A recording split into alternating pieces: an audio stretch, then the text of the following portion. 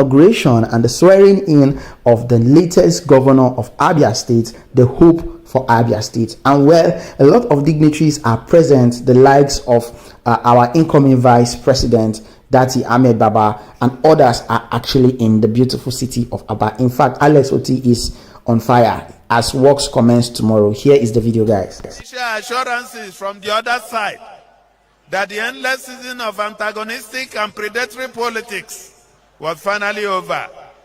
We have been the target of the most vicious and pernicious attacks through vile propaganda and the unconscionable abuse of judicial processes. We are here today simply because many individuals of conviction and courage were resolute in standing on the side of truth, equity, and justice. I doff my hat for them. I must pause at this juncture to stand our hand of fellowship and comradeship to all Abians, especially our brothers and sisters in other opposition political parties who contested with us in the 18th of March 2023 elections. The truth is that we are all winners and there is no loser. The primary motive behind our aspirations to contest at one level or the other, even though we might have boarded different political vehicles, was to raise the bar of governance in Abia State and to improve the living standard of our people. These aspirations, more than anything else, were equally my driving force to aspire 3 times to govern Abia. I therefore make bold to say that those are the ideals that we shall pursue diligently and without bitterness or rancor. Everyone of goodwill is therefore enjoined to come on board as we seek a common purpose to actualize our long-held positive desires for our people. We must now, more than ever before, come together to pull Abia State out of our current sorry state and quagmire. I must also state that our state has never been this divided along ethnic lines. I therefore call on the political elites who have been fanning these fault lines to stop and give peace a chance. After all, we are one and the same people. As we savor this moment, we do so with mixed emotions. We are full of happiness, but we also have some anxiety. We approach this moment with relief that it has finally come, but we are fully aware that it is the beginning of a long and demanding journey. We rejoice in the birth of a new and glorious era. Yet, we cannot easily forget the years of waste and missed opportunities arising from self-seeking, prebendal, and profligate governance.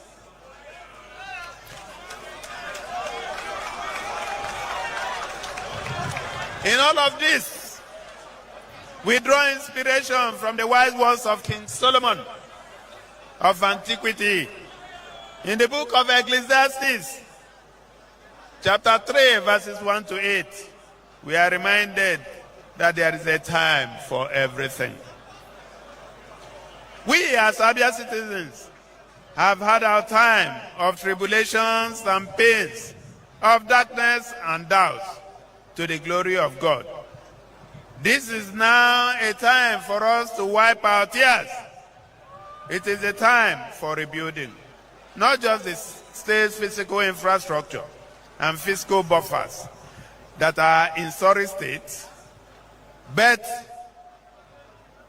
also to rebuild our individual and collective values.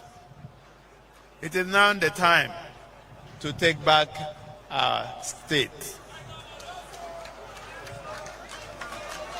My major responsibility will be to ensure that the citizens and residents of Abia State, who have finally been freed from their bondage, will continue to breathe freely.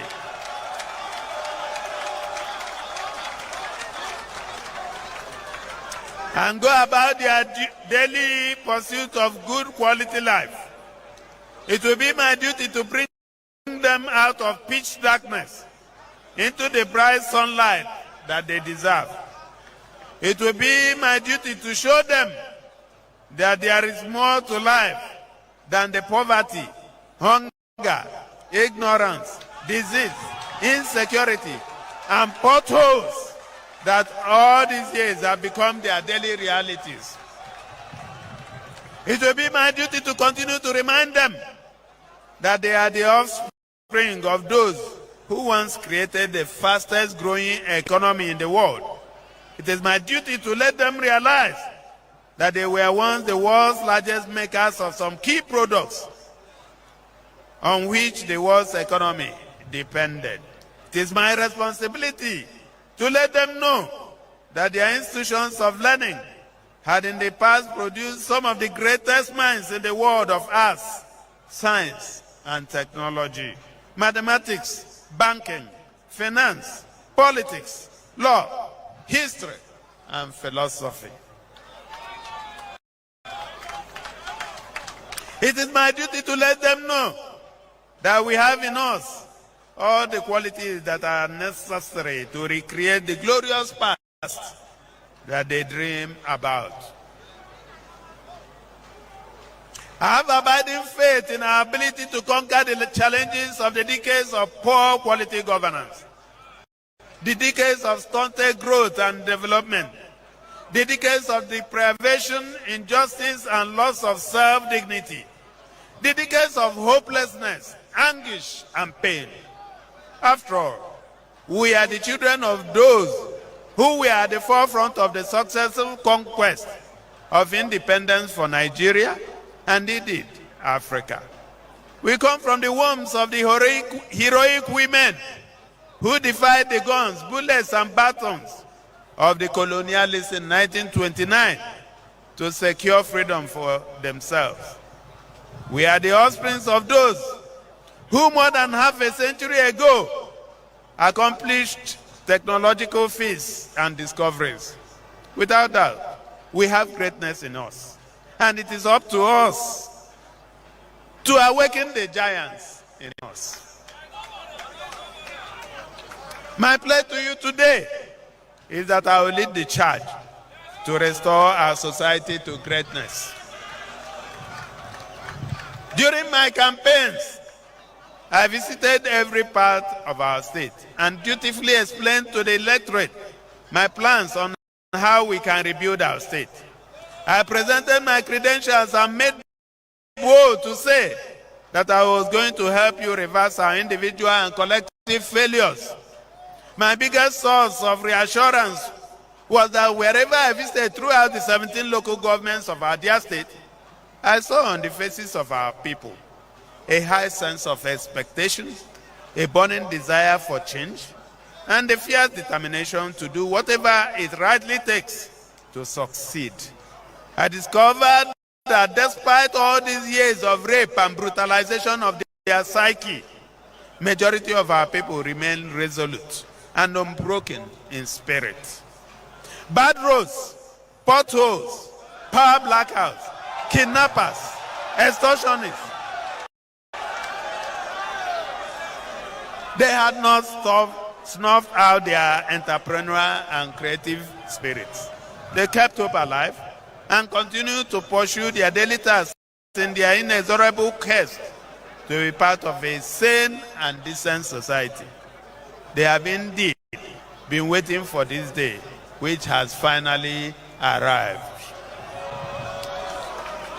I thank you for your overwhelming mandate, for your faith in trust in us, and our ability and willingness to be your chief servant. Today I stand before you, my good people of Abia State,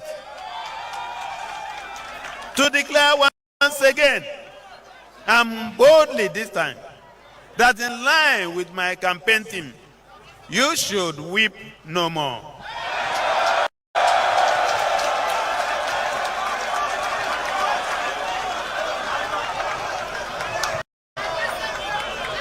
And why do I say so?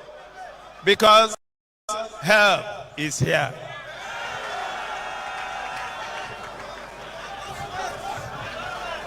My task is to dry your tears and help you to rediscover who you are and lead you back to the pathway of sustainable growth, development, and prosperity. We must therefore all get ready to have a clean break from our past.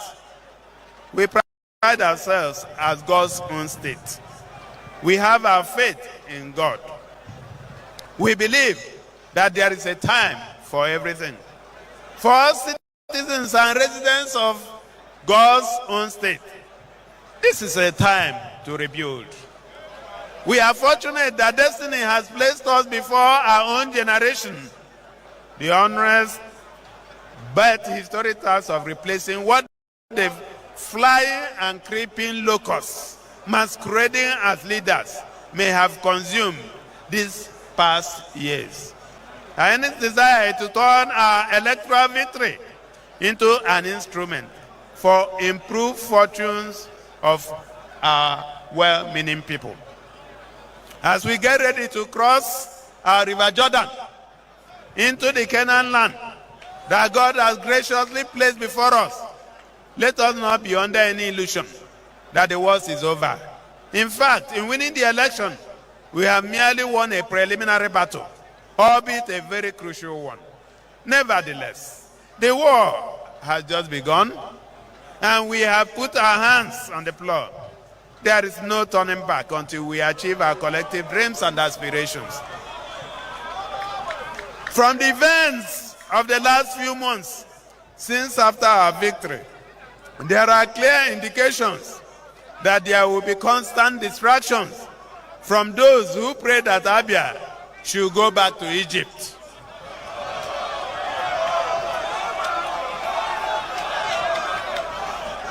Some of them have been active of late, throwing all manner of spanners in our wheel to derail our train of progress and development. They will prefer to be rulers in the kingdom of hell and darkness than to serve with heavenly angels. But ladies and gentlemen, I have news for them. Someone should go and tell them that we have decisively broken free from our bondage.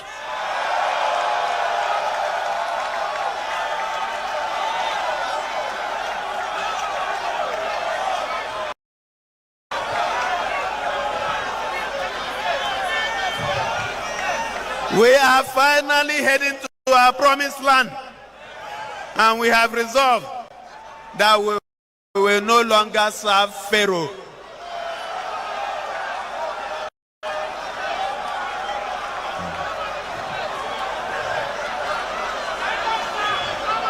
We are in the course of an emerging new world order. In the past few years, there have been momentous events that have changed the trajectory of the world and have thus given us the opportunity to reposition our society and our economy. The devastating effects of COVID-19, global economic recession, the African Continental Free Trade Agreement, climate change, and the invidious Russia-Ukraine war have all contributed to changing the future of the world.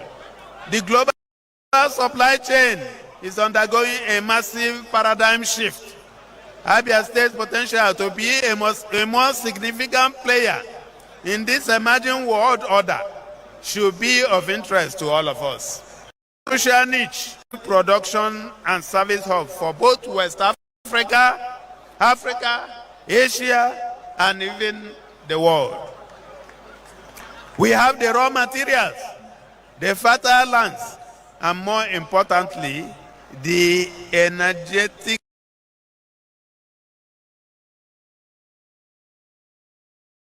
creative and trainable manpower to dominate important sectors of the global economy.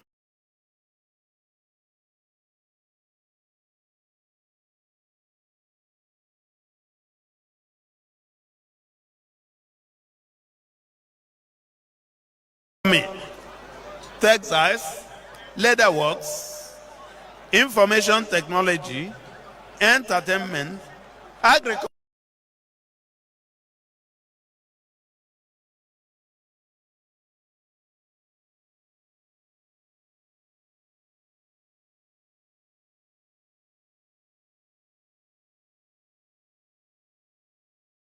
are just some of these areas where we can easily make great strides, provided we are able to quickly repair our infrastructure and boost our business environment. We must be part of this global and globalizing community that is brought together by technology, climate change, supply chain dynamics. We must tap into offers us, as we have choices before, incompetence and mediocrity. We can also, like Abraham, look forward to the promised land. Nevertheless, as we look forward and evolve great and prosperous society, the foundation of Abia State can only be strong when Abia citizens in all the 17 local government areas of the state who labor every day partake in eating of the fruit of the land. Even as we pledge to do our best to serve the state, this adventure will only meet with success when we all resolve to come out and contribute to it. We propose to create prosperity, happiness, and security for every citizen and resident of Abia State. As we stretch our hand of service and leadership, we expect the citizen to also do his part. A bird that desires to soar on eagle's wings must first set itself free from its cage. We therefore call on every Abia citizen or resident to participate in the rebuilding of our state and nursing her back to greatness and prosperity. My promise is that all those who take part in baking this pie must participate in eating it. It is also my responsibility to ensure that we continue to bake bigger pies to the glory of God and the benefit of all Abians. Democracy is built on 3 tiers of executive, legislative, and judicial arms of government. Establishing a harmonious relationship with the legislature and judiciary is critical to our success as government and to the prosperity of the state. We pledge to offer the right support to the other 2 arms of government in our shared commitment to changing the fortunes of our people. The media, which is the watchdog of the people, will remain pivotal to our work and invite the traditional and new media professionals in the state to continue to work with us for the good of the institutions. Similarly, we shall work with the AZs and traditional institutions, the churches and faith-based institutions to build harmony and understanding in the state. We already have channels for engaging these institutions, and we shall strengthen them during our tenure. I must be frank to inform you that we have a very difficult and challenging road ahead of us. Abia State is starting not from ground zero, but from an enormously negative position.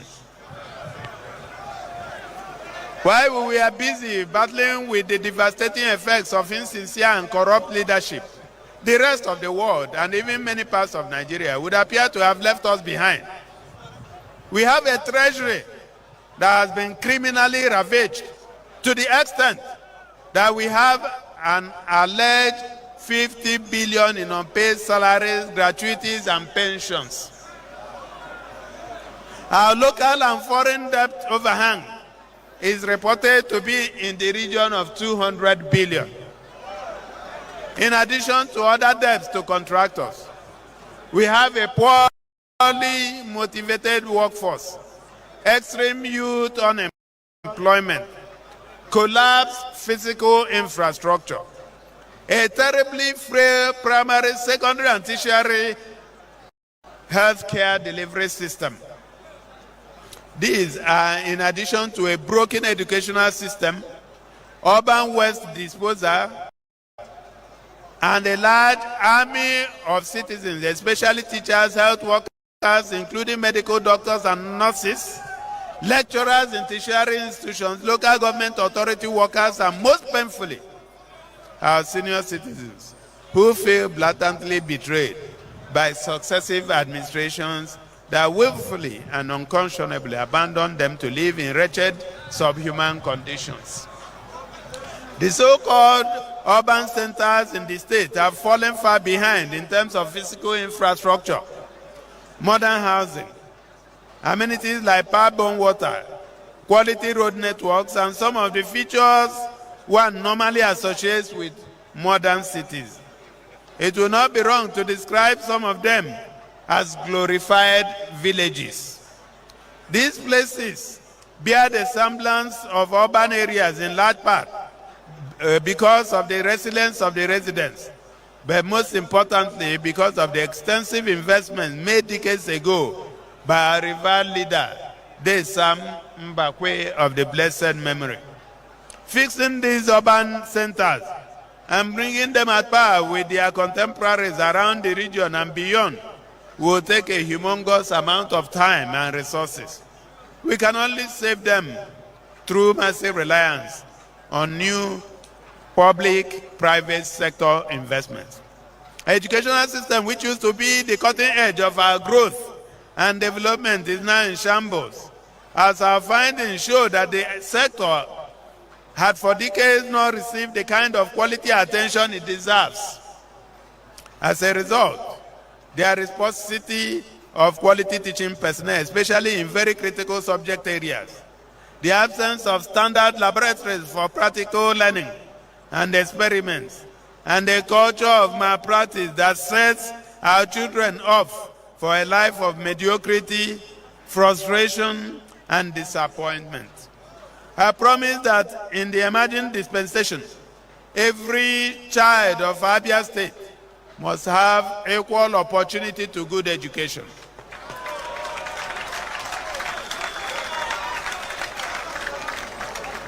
Merit will be the watchword in recruitment and award of jobs. We will also be very supportive of sports and will seek to return the state to the heydays of the Tiger and the rest, Kanu and Kwa, Grasshoppers, and Enyimba football floor. Our aspiration is to use it to unite the citizens and keep them healthy and provide avenue for entertainment, good health, and business pursuits. We shall also be grappling with a society that had largely lost its moral compass. Over the years, we have built a society where honesty, hard work, and the many excellent virtues that have been cast by the wayside. These were the values that in the past were known to be ours. Today, many of our young ones are assaulted by sights of dishonest men and women acquiring extravagant material riches, while the honest and hardworking ones go to them begging for crumbs. Our children have been witnessing persons of little or no moral restraints, emerging leaders in their communities, giving chieftaincy titles, and celebrated most regrettably even by our religious leaders. Many of our young ones are taken to dishonest pursuits because the society they live in has not shown them a better way. Today, I will enter into a new social contract within the Abia. While I pledge to use every attribute that God has given to me to serve you, I would also demand from you some sacrifice. When a bird is released from his cage, he must flap his wings to fly and soar away to freedom. I promise to be a great conductor, but every member of this orchestra must play his or her instrument and must do so in harmony. Our social contract with the good people of Abia State is that ours shall not be a government of excuses and finger pointing. We have taken time to review the situation, and we already have a clear understanding of what is expected from government. Abians will no longer need the media to tell them what the government is doing in their communities.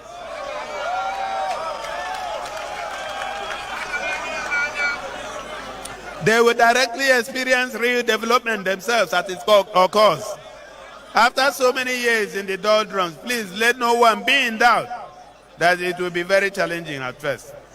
We must all brace up to hang in there and make the needed sacrifices. We must change our ways, and we must endeavor to educate and enlighten all those around us to do the same. One of the greatest challenges facing the state is ensuring that there is guaranteed security of lives and property. the worsening state of insecurity in the state will be addressed from its roots. Consequential criminals slide into crime when there is no other available means of livelihood. We intend to address this group through the provision of various opportunities that I will be outlining shortly. However, I know that there are hardcore criminals who have been used by their godfathers to terrorize the citizens and keep them firmly on the saddle to continue to impoverish the state.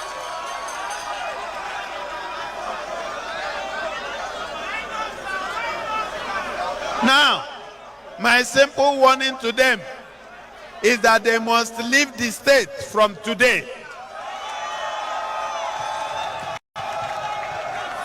I must warn all of them and their patrons that starting from today, it is no longer business as usual.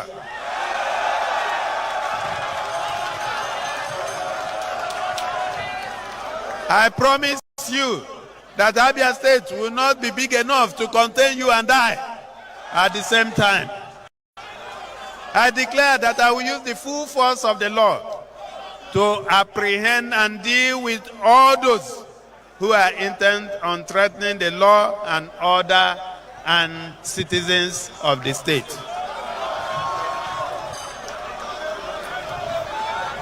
In the same light, I would like to use this medium to appeal to everyone in the state to remain peaceful and law-abiding. We appreciate everyone's right to hold and express an opinion, but you must also accord other citizens the right to do the same.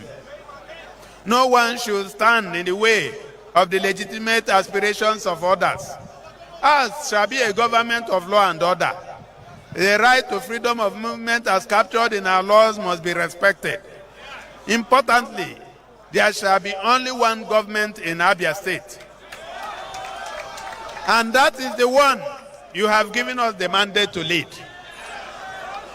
I appreciate that there is legitimate discontent amongst many sections of the state. This is one of the key areas we intend to start addressing immediately. We shall be open to sincerely engage anyone or group with reasonable grievances so as to find a satisfactory path to sustainable peace and harmony. I'm a strong advocate of dialogue and the pursuit of justice through legitimate channels. We must shun destruction and all forms of violence.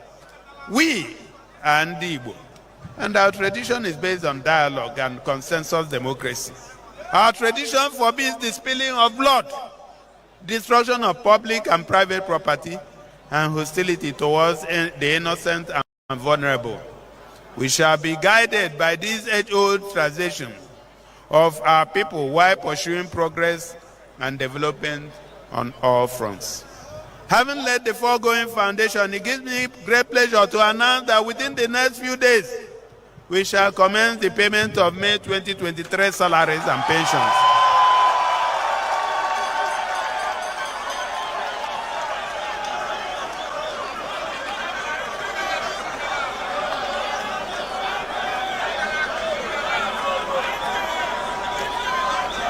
There shall be no distinction between the so-called core and no-core civil servants.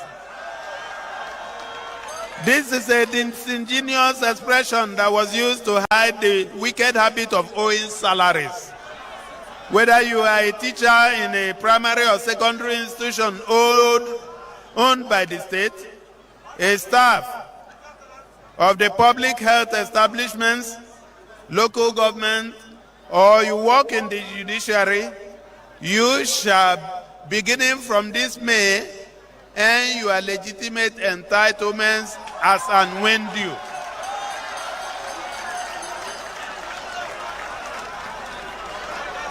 From June 2023, all salary and pension obligations of the state will be settled by the 28th of every month.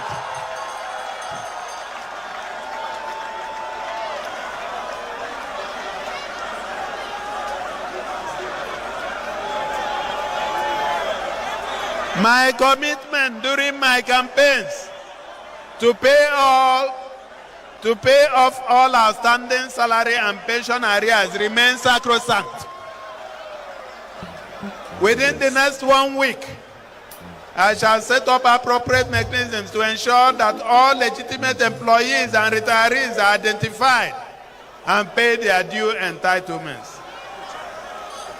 It is on this note that I appeal to workers, including doctors in the state who have been on strike, to suspend same immediately and go back to work. I wish to also thank the Nigerian Labour Congress for heeding the plea I made to them last week and for suspending the strike from today. We will rebuild our school system by making it produce better quality students that will be relevant to the needs of modern society. To address the perennial crisis of paucity and poor quality of teaching personnel in our education center, I shall over the next 1 month work closely with my team and relevant stakeholders to design an appropriate framework that will be used to drive the recruitment of about 5,000 new teachers for our primary and secondary schools. Priority shall be given to young graduates with requisite qualifications in education, science, technology, engineering, and mathematics, and to those who are also willing to serve in rural communities. It is our commitment to see that our children are given the opportunity to tap into the great systems of advantage and opportunities that come from education, no matter where they live. We shall see to it that our teachers undergo regular refresher courses to update their knowledge and teaching skills so that they will stay relevant in their chosen fields. It must also be stated that under our government, teachers shall never be shabbily treated, as reportedly had been the custom in the past. The paucity of infrastructure in our educational system shall be addressed stridently. Our children, whether in the rural or urban areas, will henceforth learn under very conducive and empowering environments. We also support meritocracy in our educational system and ensure that special incentives are given to institutions across the state that promote excellence and have a history of producing high-quality students. We shall address head-on the persisting challenges in the health sector. We shall tackle the problem of poor welfare package for our health workers by creating a system of incentives that rewards them generously for their sacrifices and commitments to saving and nurturing lives. Furthermore, we shall begin immediately to address the challenge of poor facilities in our health institutions through steady investment in the acquisition of modern medical equipment, appropriate funding, and a robust system of partnership with well-meaning development partners. We shall see to it that access to health services is improved for all classes of Abians, and where necessary, we shall make important recruitments to address personnel shortages.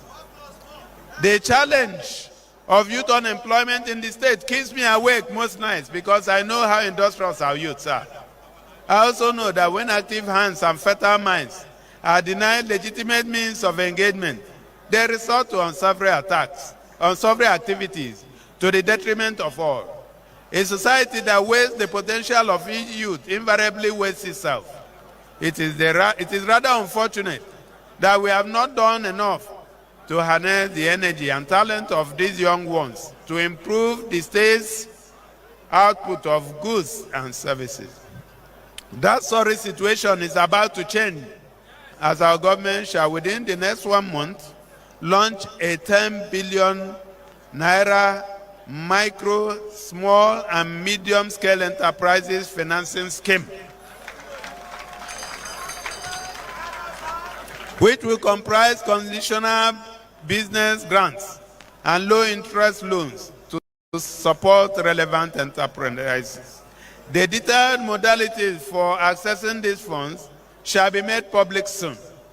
It is my projection that a minimum of 20,000 MSMEs, that is small-scale industry, shall benefit from this fund over the next 2 years and shall in turn generate at least 100,000 direct jobs and another 200,000 indirect employments in the state. In partnership with commercial banks, local international development agencies, venture capitalists, and independent investors, we shall target small-scale industries in high-impact areas such as information technology, agriculture, small-scale manufacturing, fashion, leatherworks, and other areas where the state has strong comparative advantage. We shall also leverage on some of the major reforms in the power sector to provide structural support in the form of steady electricity access for these entrepreneurs. Our administration shall also make sure that the major obstacles to business success, such as poor road networks, overtaxation, and restricted access to local and global markets, are timelessly dealt with. As you all know, Aba is a city that is very dear to my heart and critical to my leadership. I believe that many Abians have the same attitude towards Aba. I intend to work tirelessly to restore the glory of our beloved Enyimba city. I shall, in the next 1 week, announce the setting up of the most suitable administrative and investment vehicle to drive the social and economic rejuvenation of Aba. My dear brothers and sisters, I can tell you one thing for sure. The glorious days of Aba will soon return. As you are already aware, I had mandated the leadership of one of the most notable construction companies in Nigeria to carry out preliminary assessment of some critical portions of Aba roads. I can assure you that we shall work with the best to fix Aba. Beyond working to retain the city's status as a leading trade destination in Nigeria and across West Africa, we shall also do whatever is necessary to see that Aba's manufacturing base is restored. Our government shall create the necessary partnerships that will expand energy options for manufacturers, including liquefied natural gas and renewable energy sources, in addition to providing strategic support to existing investors in the energy ecosystem in the city. We shall also position Aba as an ICT innovation hub in the region, providing support where needed, and making sure that the young men and women who are already doing remarkable things in that sector are offered the leverage they need to succeed and grow. While Aba remains most critical to our agenda, Umuahia, the state capital, shall also receive significant and necessary attention. We have developed well-thought-out policies and programs to drive strategic infrastructural development in the city that will turn it into a model city with world-class infrastructure and a favorite destination for businesses, family life, and leisure. Apart from Aba and Umuahia, we shall also extend development to every other part of the state, ensuring that the frontiers of opportunities are expanded in ways that can offer our people, no matter where they live, a supportive environment for actualization of their dreams. A healthy urban environment shall be a major priority to this government. To that effect, I am immediately declaring a state of emergency on refuse disposal and waste management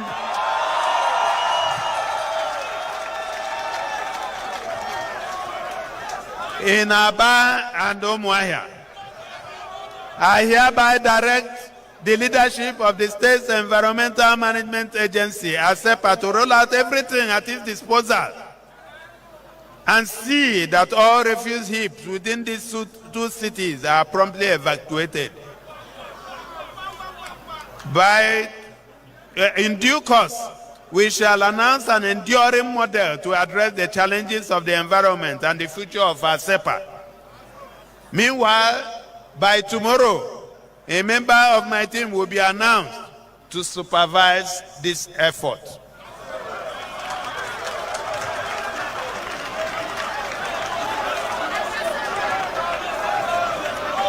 As I stated earlier, our government shall be 100% pro-business. We will give all necessary scope to the private sector to participate in the economic activities of the state. Government shall not be in competition with the private sector. It shall instead remain a facilitator and will only get involved in critical areas where the private sector cannot immediately be a significant player, or where it may not be profitable for the sector to operate. It is my intention to create wealth for citizens of the state, and it is through genuine public-private sector collaboration that such a dream will be realized. To improve the state's rating in the area of ease of doing business and bring Abia apart with states that have made gains in this area, I'm announcing the setting up of a cabinet-level position within the governor's office to drive our ease of doing business agenda. This position will be manned by a special advisor who has thorough understanding of best global practices on creating favorable environment for businesses to thrive. The appointee shall work closely with me to see that Abia moves from its present poor position into the top 5 in the ease of doing business index in Nigeria as quickly as possible. I shall also appoint a special advisor on ICT to drive our program in technology ecosystem. The appointee shall be supporting innovation, working closely with me to see that we provide critical support to technology entrepreneurs within the state to enable them compete nationally and even globally.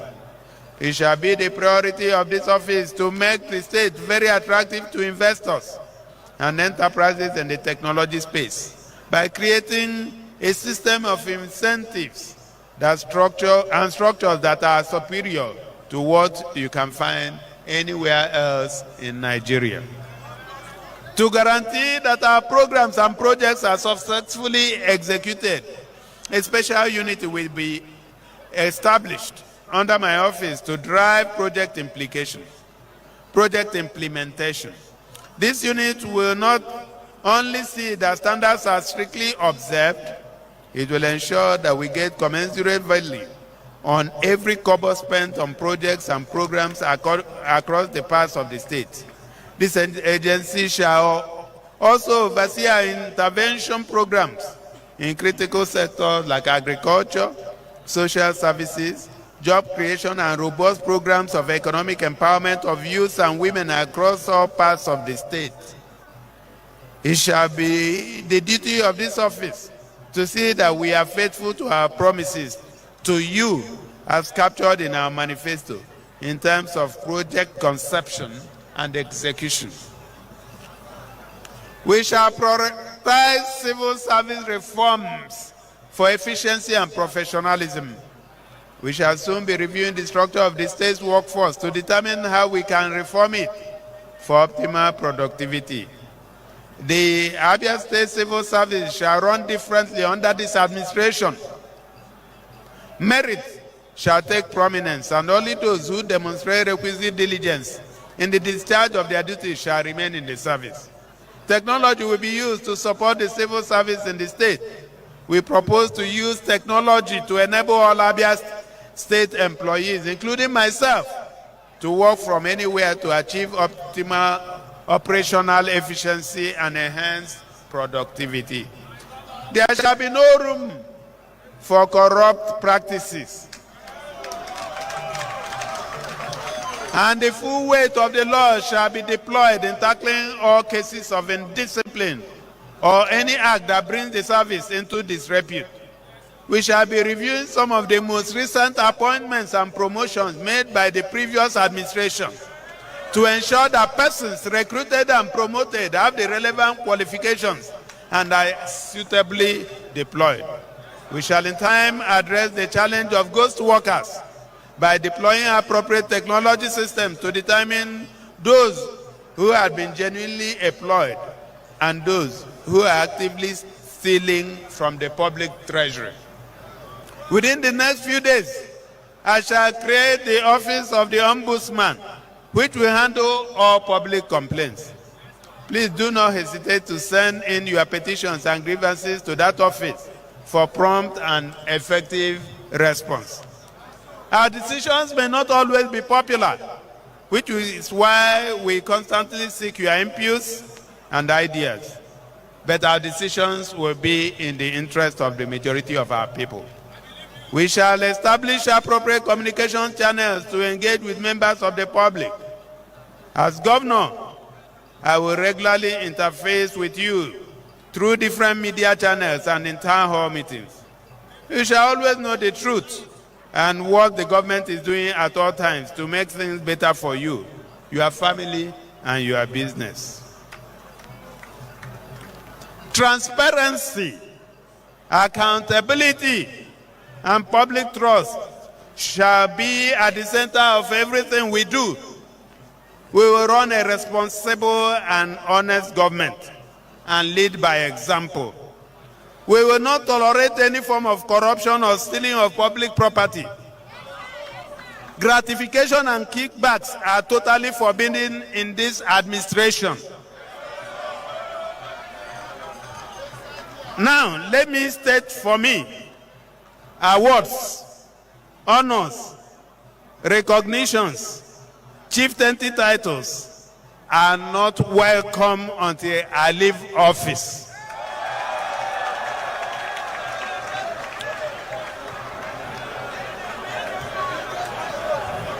Put differently, any awards, titles, recognitions, or the like that I did not receive yesterday will have to wait until the day I leave office.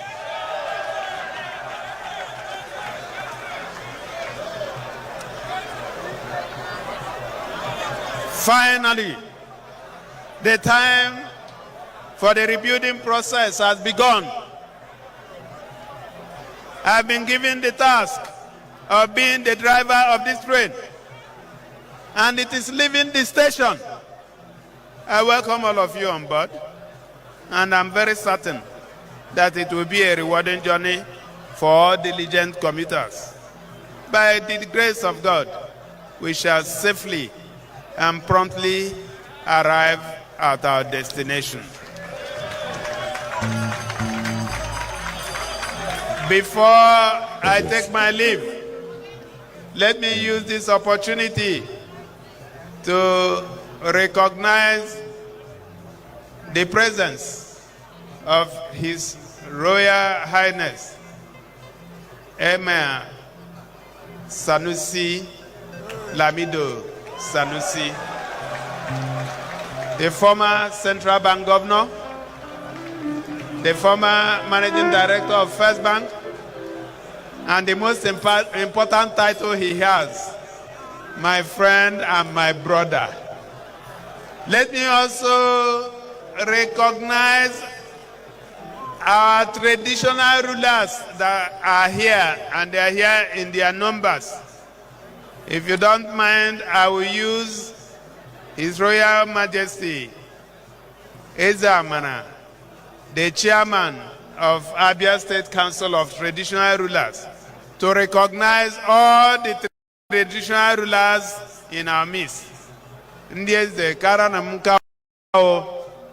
You are welcome. Let me also use this opportunity to recognize the men of God. And there are a lot of them here. But I have Senior Apostle Agomo, who is the chairman of the Christian Association of Nigeria in Abia State, who is seated here. So, Your Lordship, may I use you to recognize all the other anointed men and women of God that are here. But I cannot drop this microphone without recognizing one of my spiritual fathers who came all the way from Owerri. He used to be the bishop in charge of the Catholic Church in Umuahia. Today, he's the Archbishop of all the Catholic churches around this area, and he's operating from Owerri. Your Lordship, Archbishop Lucius Ugoji is here. Your Lordship, you are welcome, sir.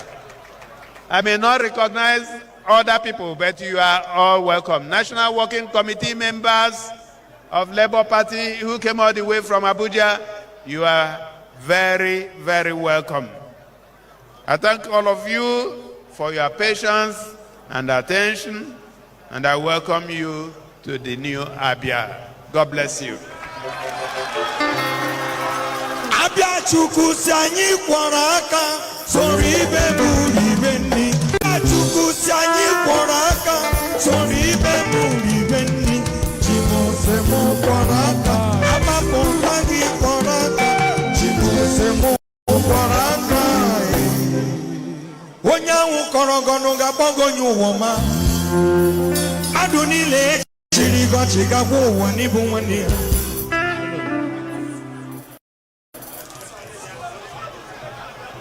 Opongwana gagwana chungu gazame.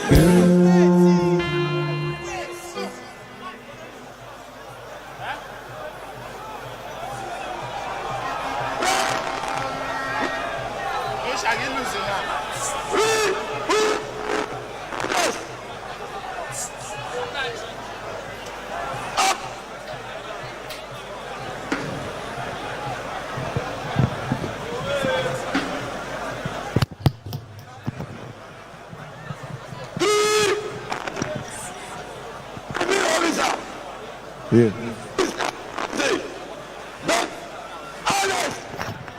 Otti, however, the executive governor of Abia State.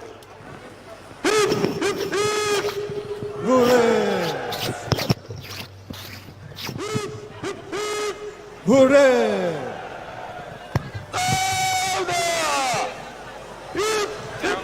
Oh, yeah. Hooray!